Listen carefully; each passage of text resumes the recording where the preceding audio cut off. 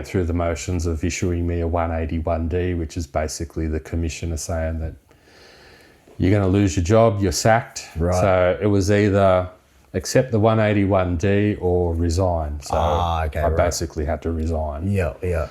And then I didn't know I had PTSD at the time. And while I was... So how long do you reckon you had PTSD at this point? I think it must have been not long after the critical incident which happened. A couple of years? I probably had it for a few years, but I didn't even know. No, that's right. And then I think that critical incident where the young fella died on the motorbike just sort of brought it out of the deep, so to speak. Yeah. And then my actions in terms of defending myself with my fists and whatnot sort of just sealed it. Of course, yeah. And then like mentally being able to just switch off after saying that, like you kind of just have to go home and pretend everything's all good. It's hard, man. Like it was all over the news and stuff, and it's like you can't escape from it. That's right, yeah. And then, as we were going through the criminal side of things with my barrister and stuff, they actually got a hold of the coroner's report from that critical incident. Yeah. And they're reading through it and they're like, mate, why didn't you tell us about this?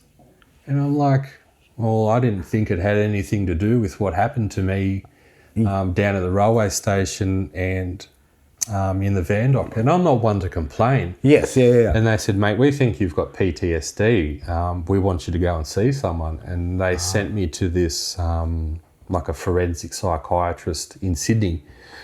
And he did up a pretty comprehensive report. Yeah. Is that similar to the ones you'll see when you're doing an insurance claim? Like when you're going through the end bit of it? Yeah, kind of. Yeah. And they'll just sit there, write notes, and you're talking for hours and hours. Yes, yeah. Yeah, it was like that. And like I hadn't made any claims or anything like that through work, nothing. And then after I lost my job and I was pretty much lost, man. I was like a lost soul. I didn't have any direction. And of course, you go from a job that's full-time, 24/7 essentially, to nothing. Yeah. Yeah. So we got some legal advice, and then that started this whole saga, which took about 7 years to get resolved. Yeah. Basically, I was entitled to workers' compensation. So I ended up getting that, and I got a total and permanent disablement payment. Yeah. So a big lump sum of cash. And then the lawyers decided there was enough evidence with my case to sue the police for negligence. Right, yep. So we did that, and that basically entailed doing...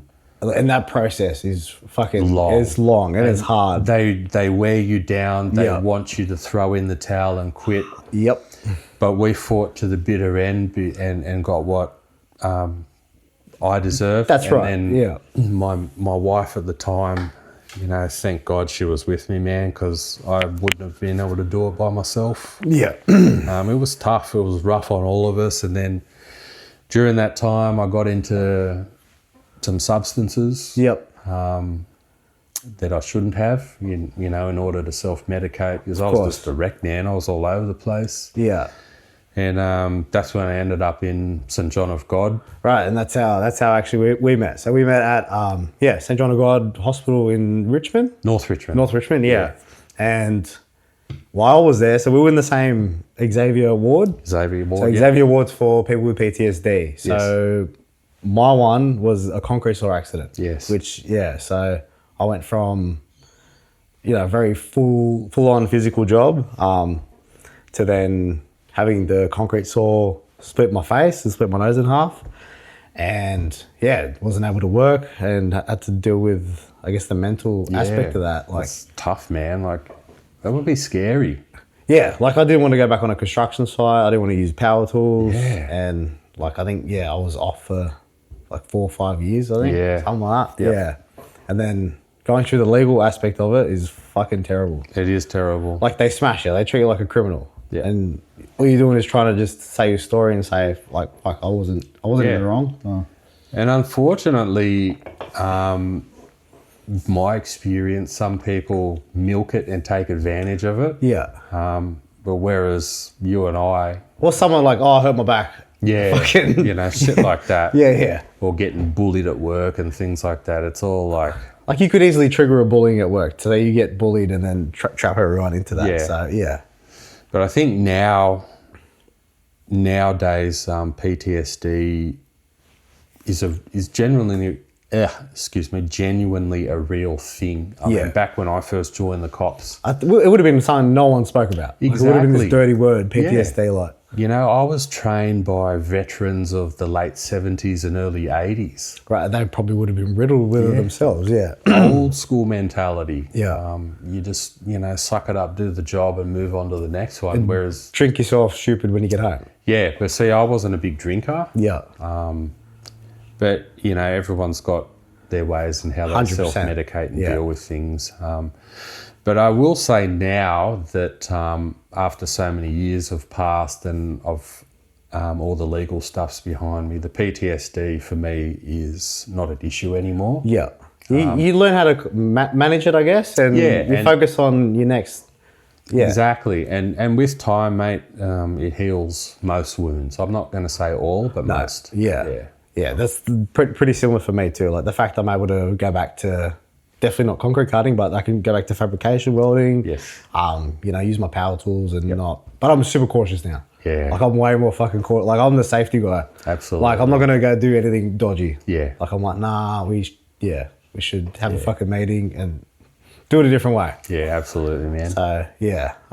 And how long did you end up spending at St. John of God? Did you only do the one stint? Or No, I did a couple of stints. Basically, the trauma recovery program. So, because I was still under workers' comp, it was like 30 grand for the 3-week stay. Yeah. So, I must have... Was it like $1,000 a day or something? Yeah, something like that. Yeah. So, I've done about maybe 4 inpatient stays there. Yeah. Because at that time, I was just a wreck. Yeah. Things at home weren't good, and of course, my wife would just say, "Look, I think you need to go in for a spell." And there was people in there that I knew. Yeah. Obviously met you in there, which was awesome. And then we kept in touch afterwards. That's right. Yeah. It's funny, but the people that we met in there, great. Like all walks of life, like especially with the Xavier people. Like and I was one of the few workers' comp guys, so I wasn't like a ex-cop or military. You were more like I would say civilian, but a working civilian. Yes. Like you didn't come from like an emergency services or military background. That's but right. It still doesn't matter, because we still carry the same ailments. That's right. And like the cool thing, like obviously after people got to know you, then they're like, okay, this guy's all right. Like, you open up to certain people and you know who you can and can't talk to in there, that's for sure. Yeah. And it's funny, but because when I was in there for substance abuse as well, and people would be like, oh, like say you didn't drink, or and I'm like, no, I just was using that. Like that was what I went to, and I've got funny looks for that. Yeah, like they're like, oh, well, you don't do that, but you just do this. I'm like, that's why I'm here. Like that's Yeah, I don't think I ever judged you for that. No, but there was a few others that were like, okay, like I just thought you were a funny bloke, man, and we just hit it off. We did, yeah. But were you there during the flood, when it flooded in Windsor? Windsor, Richmond, sorry? No, I wasn't, thank God. Yeah, so I was stuck there for an extra 2 weeks. Yeah, that would have been crazy. Yeah, like you could see because the hospital was on top of a big hill. Yes. And then all the rivers around were like flooded. Yeah. So for me to get home, I would have had to take like Bell's Line Road or something. Yeah, and go back down the mountains and... Yeah. So I think that was like a 5-hour trek. Yeah. And so I ended up staying an extra 2 weeks. But the funny thing is my mum lives at Red Bank, the estate, like just down the road from the hospital. Oh, yeah. Yeah, and... Man, over the last few years, that place has flooded that many times, like the Richmond Bridge. Yeah, still, they redid it. Yeah, once that bridge goes under, you're stuck. Yes, yeah. Like they had to fly in supplies with a helicopter. That's right, yeah. They were taking people, like they had like a little boat taking them from one side of the bridge to the other. Yeah, 100%. It's pretty crazy. And the Nepean River just swells. It does, yeah. Especially when they...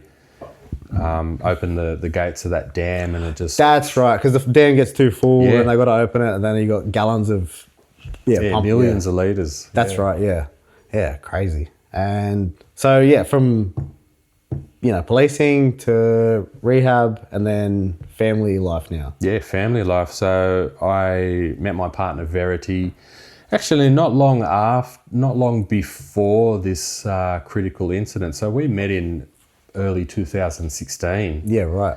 And she's basically been by my side through the whole lot. Yeah.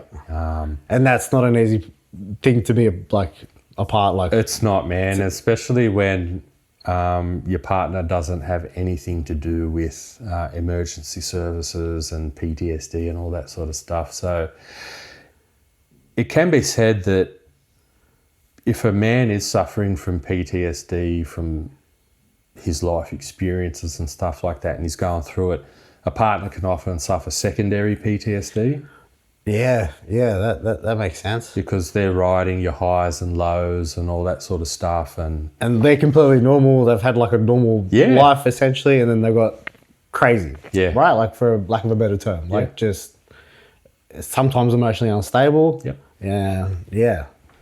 So she was with me and came to many of my appointments, if not all of them, and she handled a lot of the paperwork side for me and fielded a lot of phone calls. And man, like I said, I don't know where I'd be without her.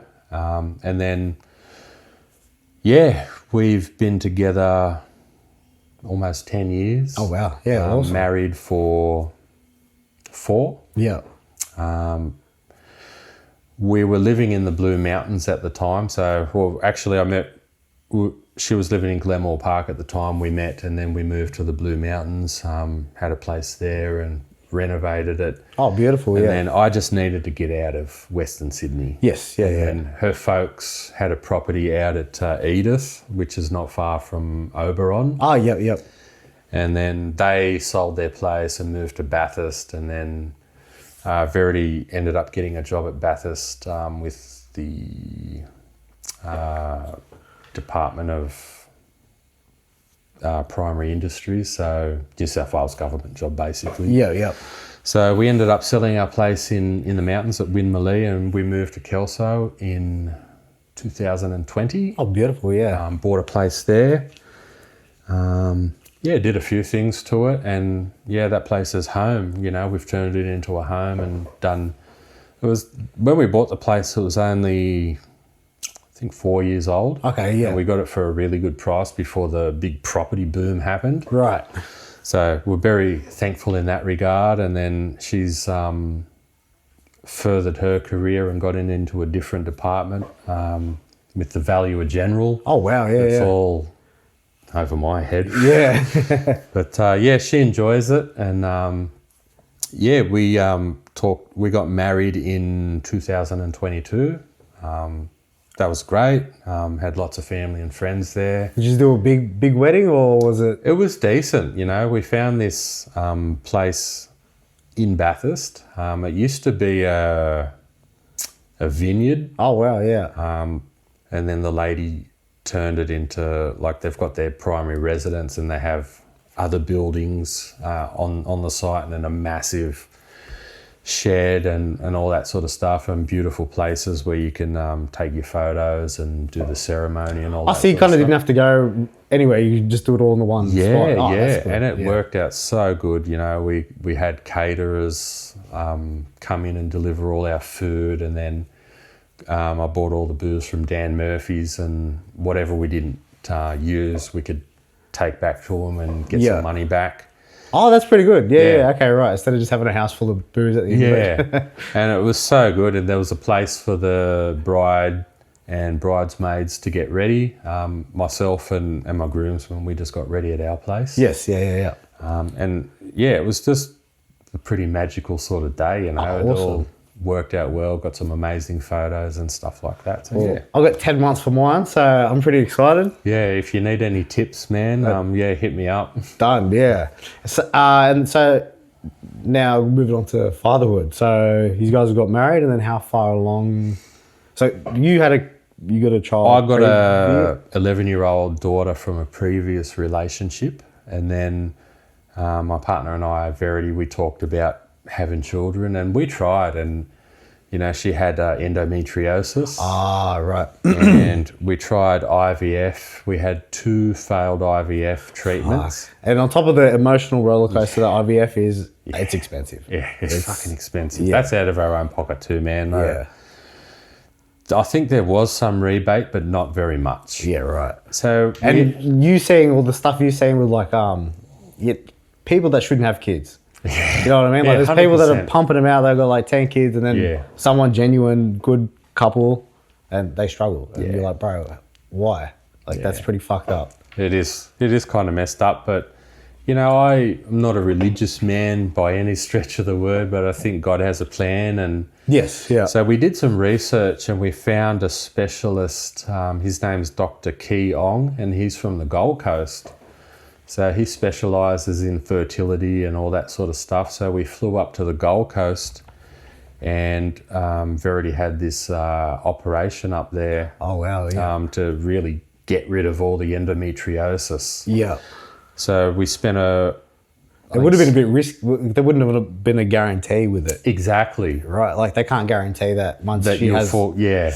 Yeah, so that would have been nerve-wracking as well. Yeah, so we did the surgery. She recovered up there. We flew home, and then we were meant to start another round of IVF not long after that, and then it just happened naturally. Oh, wow. Yeah, she fell pregnant naturally.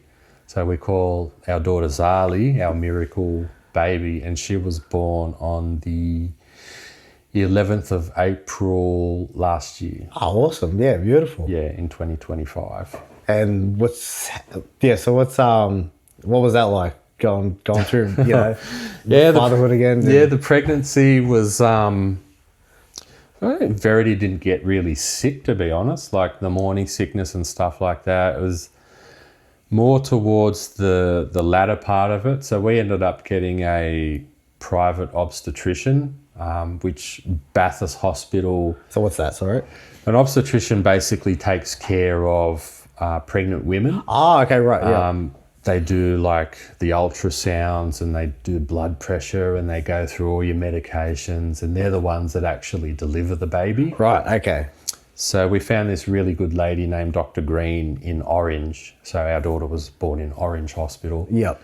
And then we had a private suite. Yep. So we weren't like sharing with another couple.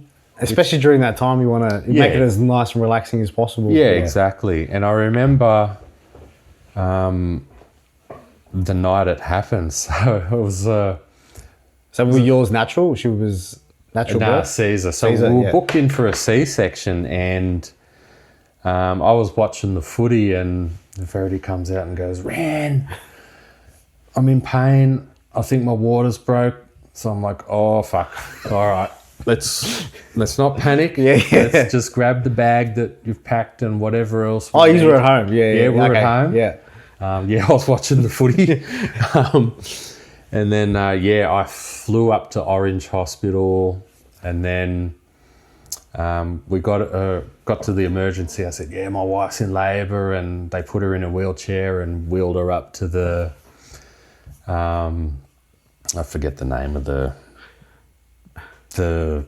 birthing wards up there upstairs, and our obstetrician came in because she's on call. Oh, right, yeah. So that's what you pay the money for. Yeah, so whenever it happens, boom, you got to be there. 3 a.m, let's go. Yeah, so the hospital took care of everything, and I remember being in the birthing suite, and she's hooked up to the gas and all that. I took a few huffs of the gas. Of course, and even got a selfie I'll show you later.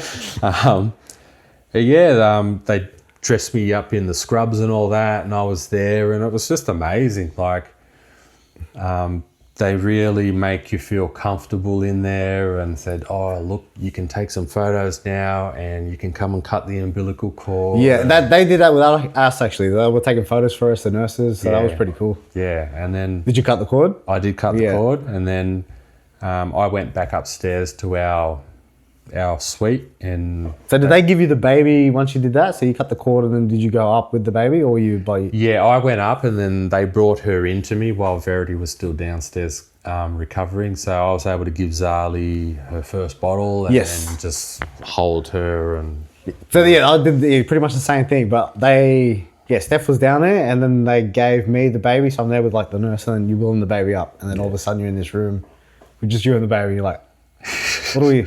All right, let's like maybe we should give her a bottle. Yeah. It's pretty. It's scary, but it's good. It is scary, but it makes you feel so good. Like you created this special little human, and it's just. Yeah, I teared up when she was born. Bro, so we didn't sleep. So we had that date booked. So they're like, okay, the next day we're having the baby. We did not sleep that night, and then by the time we got into like the birthing unit, we were just relieved that it was over. It is a big relief. Yeah, because we were too tired. I was too tired to cry. But so that, and then now she's how old? About 15 months now. 15 months, yeah. And what's one thing about parenting that no one warned you about? One thing about parenting that no one warned me about. Off the top of my head, probably the amount of times they get sick at daycare. We haven't really yet to reach that, so that is a real thing. Yeah, it's a real thing, man. So I'm in a position where I'm fortunate enough to be the stay-at-home dad. So my wife, Verity, works 4 days a week. Yep. And has Fridays off, and then we've got Zali in at daycare on Tuesdays and Fridays. And the reason we do have her at daycare is not because we don't want to look after her, is because we want her to interact and... You want that social. You want her to be social. Yeah. And it sounds like a terrible thing, but we kind of want her to get a little bit sick. Yes, so you want to build that immunity. That's right. She's had all the vaccinations and stuff, but, the amount of time she's gone to daycare healthy, she's come home sick, and it's just... Wow. It makes you sad because, she's vomiting and got diarrhea, 7-8 nappies a day. Yeah. And the poor little thing, they're in distress, and... You can't, there's nothing you can do. You can help a little bit, but you just got to make them comfortable, I guess. Exactly. But having said that, I think daycare is really good. She enjoys it. Yeah. Now that she's walking around and very chatterboxy, not talking sentences, but vocalizing a lot of things, and she's a pretty clever little thing, and she's definitely the light of our lives. And we were actually very lucky because Zali started sleeping through the night at about 6 weeks old. Yeah, so we're lucky. Yeah, so my daughter sleeps through the night too. Yeah. So she'll wake up maybe 6 in the morning for like a bottle, and then we go to bed at 9 and wake up at 6. So that's pretty good. Yeah, that's heaps good. Yeah. Yeah, a lot of parents aren't as lucky as us. And the good thing is Verity joined this mothers group with, I think, 6 or 7 other mothers who had babies around the same time. Oh, beautiful. I think for the women, having that group connection, and they can bounce stories and experiences off one another, and some of the babies just don't go down at all. It takes them hours and hours to get to sleep, and and as parents, we need our sleep. Otherwise, it turns you into a basket case. Right, you get real irritated. Yeah. That's putting it nicely, but you do. You get real irritated. Yeah, for sure. And so we got some questions here. So sorry, I'm going to go on my phone. Sure.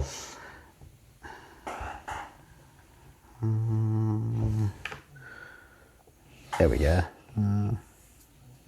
What was going through your head the first time you held your child? Oh, what was going through my head? That all the tears and ups and downs of the failed IVF treatments, the emotional roller coaster ride, it was all worth it in the very end, because we got a happy, healthy little baby with absolutely no medical conditions whatsoever. So that's a blessing, yeah. What kind of father did you have growing up? Mate, to be honest, I didn't have the greatest father because he was African. I don't think he really conformed to the Australian Western way of life. Right. So, so he moved here. What? Was he? He was a young man. I would say in his early 20s. Yeah. That's where my parents met at university in Bathurst. Oh wow! Yeah. And then they went back to Nigeria and got married and had myself and my sister. And I actually came to Australia when I was 2. Oh wow! Yeah. So I'm 43 now, and I've been here for 41 years. The greatest country in the world. But, you know, growing up, I don't think he really kind of understood the relaxed, chilled Western way of life and was very strict and stuff. Of course, yeah. Well, that's, I guess, hard to break, you know, old school, you know, traditions and where he came from versus Australia. Very different, man, where he came from and grew up. So have you ever been there? I did when I was 14. Okay, yeah. Do you remember it? I do. Was it like... It's very different. It's not like where you and I are sitting now, man. Like the electricity over there is unreliable. Right. Running water. Oh, just basic stuff like that, yeah. Non-existent. Wow. Yeah. Oh, that's crazy. A few more. What's something your dad did that you've carried into your parenting, or that you want to avoid? I think the biggest thing for me is just being present at all these different milestones. I think really, because the bond between a father and the daughter is really special, I found, and I love reading to my daughter and sitting on the floor and playing with her. Yeah. I love listening to music with her. Like seeing her reaction to it. Yeah, we listen to a whole heap of stuff. Like I listen to the Rolling Stones and Jimi Hendrix and Nirvana Unplugged and Metallica and all that sort of stuff. So and she you tell she enjoys that style. Yeah. Oh, that's awesome. We do that too. So, but my stuff might be slightly heavy. And then you got the good mix between Steph. So Steph's like old school R&B. Yep. And then my heavy screaming metal stuff. Yeah. And I'll scream for her and she actually likes it. So like I'll do the screaming and she's like, and then starts smiling. So that's pretty cool. What's something you wish more dads understood about supporting their partner? I think anticipating their needs. Right. Like, for example, don't wait to be asked to do something. If you see something that needs doing, maybe perhaps just go and do it, whether that be, you know, throwing a load of laundry on or running the vacuum over the floors or, you know, prepping dinner and whatnot. Yeah. Because that makes a huge difference. I know for me being a stay-at-home dad, like I do all the laundry, I do all the cleaning. Yeah. I prepare Zali's foods and make sure she goes down for her naps and things like that. And then Verity gets home and takes over for me so I can have a break. Yeah. But I always make sure that the majority of things are done before she does get home, so she doesn't have to lift a finger really to do that sort of stuff. Oh, that's pretty awesome. Like, see, I'm still learning the cues. Yeah, it's a learning curve, you know. Not everybody is fortunate enough to be in the position that I'm in, but you know, I'm a seasoned veteran. Oh yeah, you would be now, as you were, but just little stuff like that really makes a big difference, I find. Yeah, 100%. A couple more. What's one lesson your kids have taught you? So, one lesson my kids have taught me. I guess to be grateful for what we have. I know a lot of parents and children out there are struggling, especially with the cost of fuel and groceries and stuff like that. It teaches me to be humble. like I'm not super rich. Yeah. And I don't care about money and possessions and shit like that. But I just think, you know, being humble and surrounding yourself with good people and, you know, trying to instill those values into your children 100% is a massive thing. Yeah.